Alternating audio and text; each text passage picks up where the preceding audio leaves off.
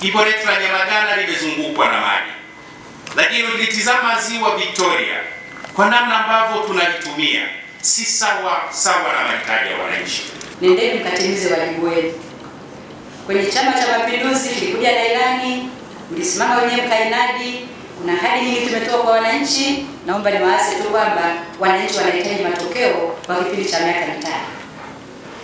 Na tunataka tuende kutekeleza yote kama tulivyozungumza kwenye ilani, lakini na waasa waheshimiwa madiwani, hakikisheni mnazijua sheria kama ambavyo umeambiwa na wataalamu wetu.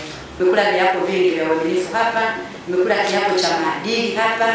Baadhi ya waheshimiwa madiwani tunawaasa sana, kazingatie maadili yenu, msio waheshimiwa madiwani wala rushwa, msio wabadhirifu wa mali za umma, msio ni watu ambao jamii itawachukia kwa sababu ya kukosa uadilifu na uadilifu. Narudia tena, nendeni mkaishi viapo vyenu. Mwisho kabisa, kuliko yote ambayo mmejipangia kuyatekeleza, lazima muwe na maamuzi sahihi. Maana hapa sisi tunaloendesha halmashauri, mtakuja kupata mafunzo ni vikao. Tena vikao vyenyewe tunaenda kazi kubwa tutakapoenda kufanya, tuongeze idadi kubwa ya mapato ili kusudi tutekeleze tija na tukaongeze fedha nyingi katika mfuko wa barabara TARURA tuweze kumaliza kazi ambayo ilikuwa na changamoto kubwa. Lakini sababu na hilo ni kweli katika maeneo yetu ya jiji la Mwanza, maeneo mengi yamekuwa na giza nyingi.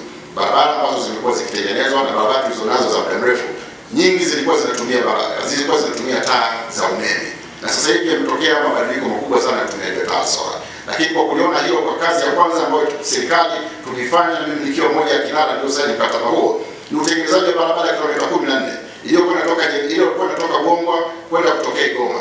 Barabara hii pia inafika katika kata yako. Barabara hii tumeweka taa katika maeneo yote katika mkataba tuliokuwa tumesaini kwa pamoja. Kwa hiyo moja ya eneo ambayo tutakuwa tunafanya ni barabara inayopita katika kata yako ambayo yote ina taa na inadhani shahidi mkubwa. Kazi kubwa tunapaswa kwenda kuifanya ni kwenda kuboresha maeneo ambayo tunaweza kukamilisha.